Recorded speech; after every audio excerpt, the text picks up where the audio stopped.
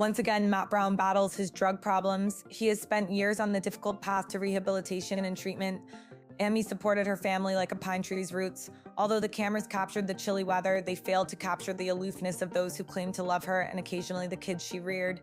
Even though Billy passed away years ago and Amy is ill in a way that alters her perception of every connection, she is now speaking. 5 times someone gave her the wrong kind of massage. What did they do to annoy the woman who spent years raising her family, and who are they? Let's investigate. Early on, during the first season of Alaskan Bush People in 2014, the majority of viewers believed it to be a reality show. The Browns were portrayed in the show as living in the remote wilderness of Alaska. They resembled a group of wolves who had constructed their entire existence with just their bare hands. Amy, Billy, and their 7 children.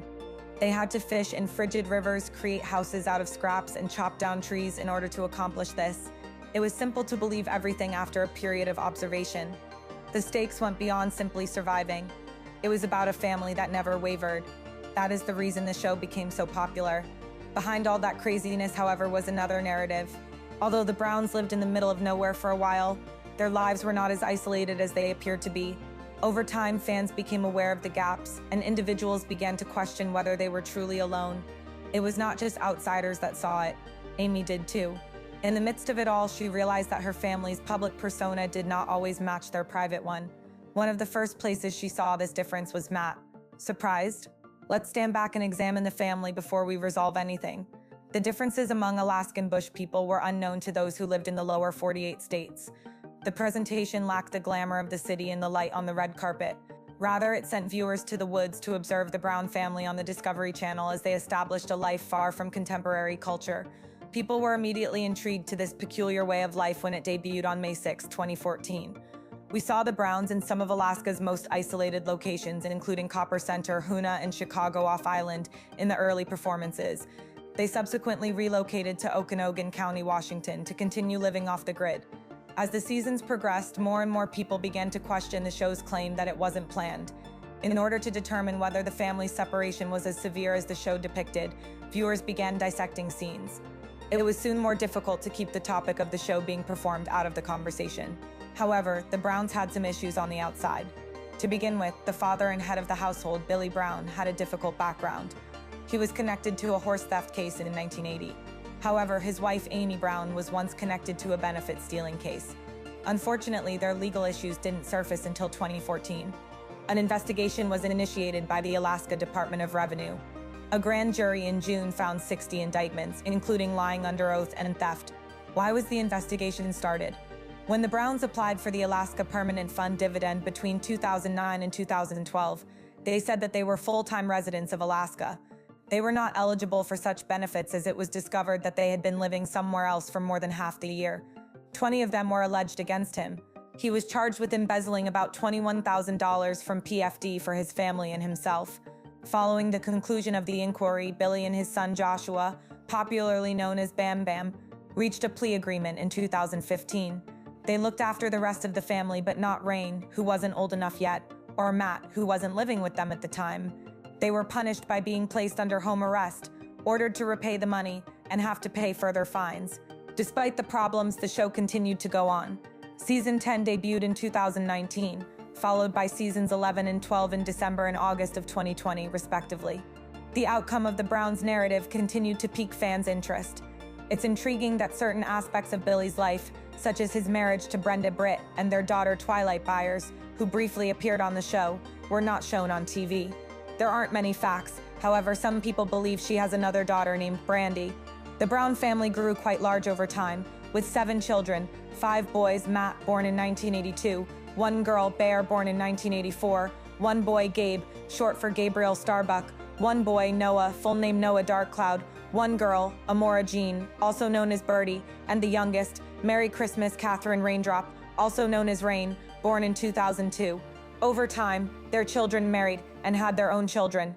Adam and Elijah are Noah's 2 boys from his marriage to Rain. Alicia, Sophie, and Wilfred are the couple's 2 children. Gabe married Raquel Rose Patella. River and Cove are the couple's 2 children. Bear Adams is married to Raven Adams. The shift in family focus. Over the course of the seasons, what started out as a survival show evolved into a narrative about a family memory. No matter how large the family grew or how many new stories emerged, Billy was always at the center of it all. Everyone looked up to him, and he was more than simply the parent. However, in 2017, everything changed. At the age of 57, Amy was diagnosed with lung cancer. In order for her to begin therapy in Washington, they had to make the difficult decision to leave Alaska. A story about surviving in the wilderness soon evolved into one about battling for one's life. However, the Brown family was about to experience more negative things. The family suffered yet another setback in 2021. Someone died. It was painful to see him go, especially among longtime Brown supporters. Then there were other issues.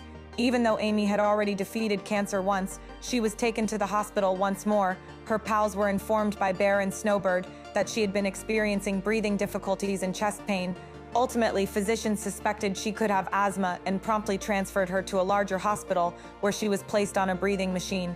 Snowbird stated that it was evident that she was in a dire predicament. Her family, who had witnessed her accomplish the unimaginable previously, was in terrible shape, and her lungs were in poor condition. The hidden dislikes Amy holds. Brown's like, let me clarify now. Amy's chances of surviving her cancer in 2017 were slim. After radiation and chemotherapy, her chances of survival were barely 3%. Her health also forced them to relocate. In order to be near hospitals, they purchased a 435-acre property in Washington. Fortunately, at the end of 2018, she was well again. One aspect of Amy's tale was never featured on television, despite everything she had endured, including being ill and narrowly surviving. If someone told you that Amy Brown harbored resentment towards certain members of her group that she didn't display, you might not believe them. You will soon discover why that may be the case. 1. Matt Brown. Everything once revolved around Matt Brown. Being the eldest of the Brown children, he was in command in the event of a storm or when something needed to be constructed from the ground up. For the most part, Matt guided the family through whatever disaster they found themselves in.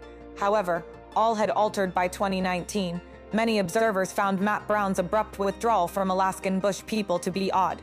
Since the program's debut in 2014, Matt had been a part of it. None of the others had yet to approach the weight he already carried. But somewhere down the line, that burden became too much to bear. The first indication that something was amiss was when he checked himself into an alcoholism treatment center in 2016. Matt decided to remain in California when the Brown family relocated from Alaska to Washington in 2018. He and his family didn't discuss it much. Everyone knew, however, that the glue holding them together was gradually peeling away. Matt returned to treatment that same year. This time, he seemed to be attempting to overcome not only his addiction, but also the pressures of being a Brown. When he eventually revealed the truth to them in April 2021, he said he felt betrayed.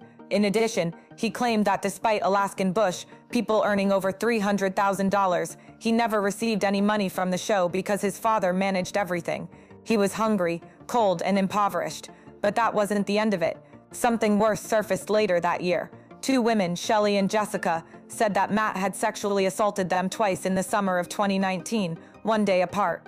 They said that he had been drinking, and that they were both collaborating closely with him at the time to assist him or address his issue. Jessica, who was in charge of Alaskan bush people, met him at work. How about Shelley? She claimed that when Matt employed her as his personal manager, she was homeless. She claimed she was attacked for disclosing what had transpired between her and her buddy, even though it sounded like she was attempting to assist them. Jessica described an unforgettable evening. She explained to him that she was in the pool, having a hard time swimming, and yanking him away from her. "Take your glasses off," was the last thing she heard, and she believed it was something an attacker would say. It would haunt her for the rest of her life. When he eventually separated from her, Shelley seized him by the hair and shoulder and dragged him out of the water. Shelley claimed that it happened to her again after just 3 days. They told the LAPD everything after the event. After reviewing the matter, the DA chose not to file charges, but their tales remained the same. Ranter Tao's Trias strange remain. After that, he never returned to the show that summer. When you consider how his name ceased to appear at family gatherings, you can understand why. By 2001, even Bear, Matt's younger brother, had come out about the gap. He informed the media that they hadn't spoken in a while, and that Matt was off doing his own thing. Bear was candid when people finally questioned whether Matt would return for the upcoming season. According to him, Matt no longer desired to be a member of the family. Why should he be believed by the entire family? But Amy never discussed any of it in public. She didn't say anything negative about Matt, encourage him, or tell him he was mistaken. However, others who knew her said she was wounded. It's difficult to describe. What do you suppose happened? Her first child was named Matt Brown. Time and place and suffering had spread between them. Yet he was still the youngster who used to sit by her. She was first led to believe that her family was weaker than she had previously believed by him today, and the more she looked, the more she realized that Matt wasn't the only one. Secondly, Noah Brown. Unlike his siblings who were interested in living off the grid, Noah Brown has always been unique. Noah was always the sensitive and sentimental of the Brown boys, even if the others strove to be as wild as others assumed they would be. Amy used to feel the safest around him. Unfortunately, even that altered. Amy wasn't prepared for one of her own to turn against her after all the hardships her family had endured together. In April 2025, a few days before his sister Rain and her husband Josiah were taken into custody on a litany of accusations, Noah called the police. He wasn't calling to report them specifically. He was phoning Amy, his mother, to check on her. After receiving an odd remote communication from her, Noah informed her that she wasn't making sense. To make matters worse, she was hooked on meth by Rain and Josiah. He informed the officer that Rain was preventing her from taking the medication she required, that she was not taking it, and that her condition was becoming worse. He claimed that she was couch surfing and stayed with Rain and Josiah in a remote place called Liar's Cove. Josiah was usually armed and violent, he claimed, but that's just the start of these allegations. According to Noah, Rain even stole a gun from him. Amy could have thought the earth was trembling when Noah declared that his mother and sister had named Josiah the next Messiah. It didn't matter if Noah was trying to be critical or worried about Amy. Something inside Amy cracked the moment that call was placed and her name was provided to the police as a potential drug user and disturbed individual. This was her son, the same boy she had brought up in the riverbank, mud and among the trees. She believed that individual would never put her in the same situation as someone doing meth and going insane. But he did.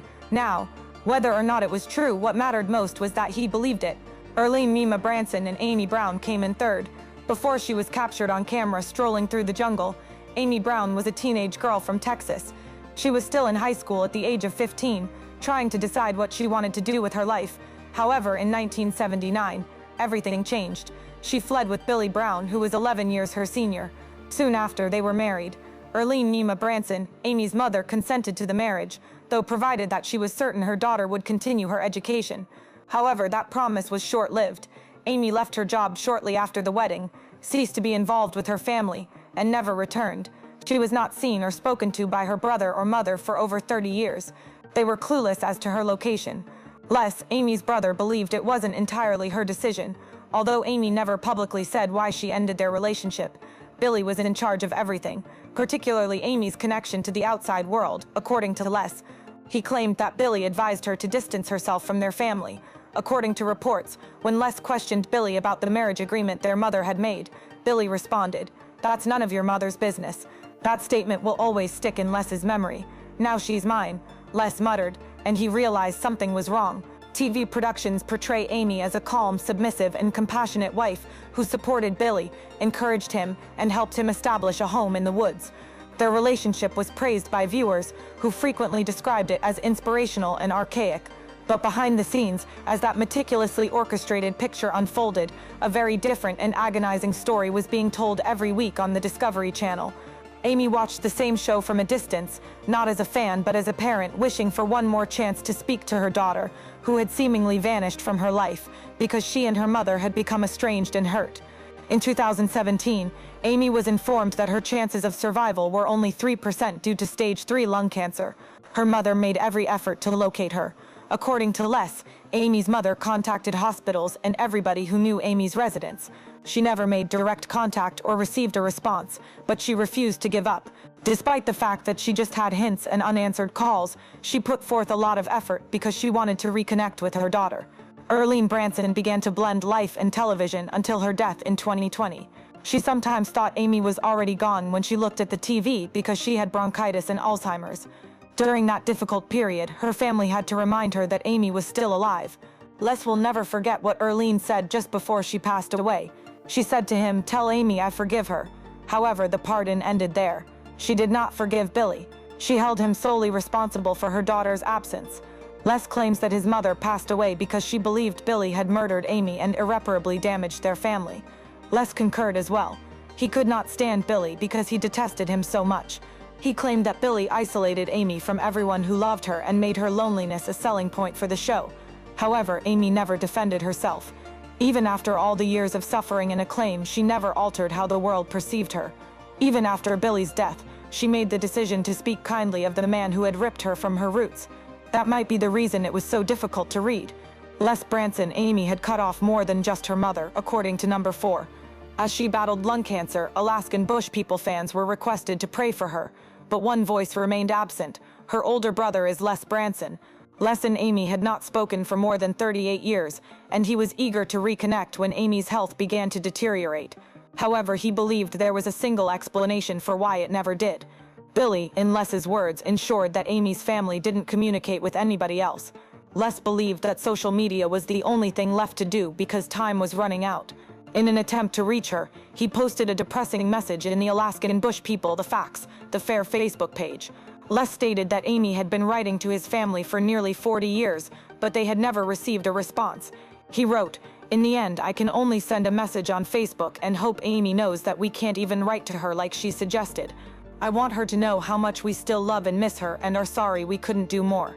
Billy, in his opinion, had deliberately left her alone. Billy was desperate for some alone time with Amy.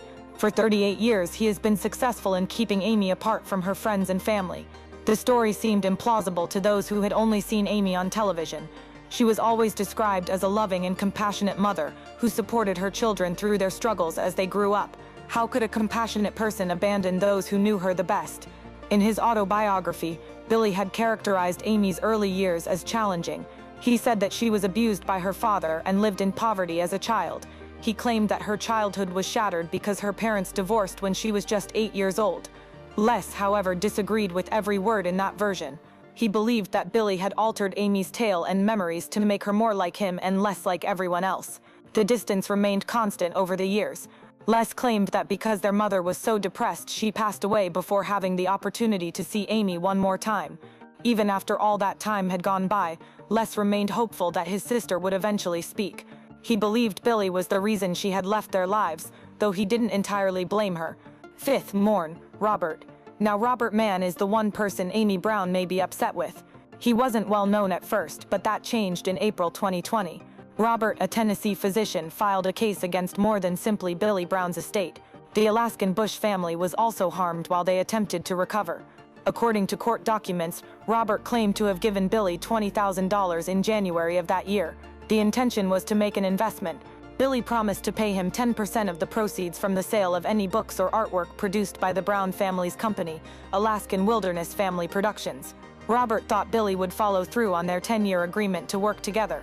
However, years passed with no money at all. However, it didn't end there.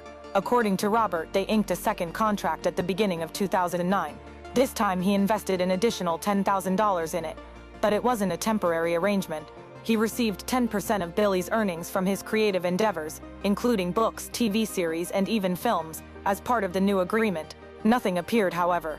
Then the Alaskan Bush People emerged, and Robert witnessed Billy's rise to fortune and fame. Since seasons had 10 episodes or more, he believed the show had earned millions of dollars on its own, and he believed Billy was earning up to $500,000 every episode. He went to court for that reason. In order to demonstrate that he should receive a portion of the money he helped pay for, Robert went to court and requested $500,000 in damages. However, things heated up a bit in 2022. Robert returned to court to request that Billy Brown's wife, Amy Brown, be named as a defendant in the lawsuit. Since she was in charge of Billy's estate, she had previously been involved. He claimed that she was not only protecting Billy's legacy, but also had a stake in everything that was being contested, because she was his wife and an integral component of the family's creative business. Since Billy and Amy were married at the time the contracts were signed and the disputed income would have been viewed as joint property, the court required that Amy be mentioned. In a fierce defense, her attorneys requested that the court dismiss the entire case. They claimed that the matter should have been tried in state family court, which was already handling Billy's inheritance, and that the federal court lacked the authority to hear it at all. Nevertheless, Robert's attorney remained in place. He persisted. He made it apparent that they were committed to seeing this case through to the end, by providing the estate with copies of both contracts and even an official creditor's claim. That might have been the most painful thing. Amy had to remember aspects of Billy's past that she likely wished were behind her. It wasn't just about money or contracts. She kept the case out of the public eye. Not once. However, anyone in the vicinity could see how much it added to her already heavy load. The night Billy Brown fainted and everything came to a halt was far worse than what Robert believed he was due. The argument about what he left behind became much more heated. Amy had become a symbol of loyalty and authority among the Alaskan bush people. Was it hate, after all, that kept her from them? Being quiet, being far away, being accused and being depressed? Or was it something else? Maybe Amy Brown wasn't driven by retaliation or rage when she decided to tell the folks she cut off. She may have believed that it was the only way to preserve her calm side. Whatever the case, we now know who they were and what motivated them. What is your current opinion of Amy's life? Post your comments below. If you enjoyed this film, kindly like, share and subscribe to this channel. Before you go, have a look at the other videos on your screen.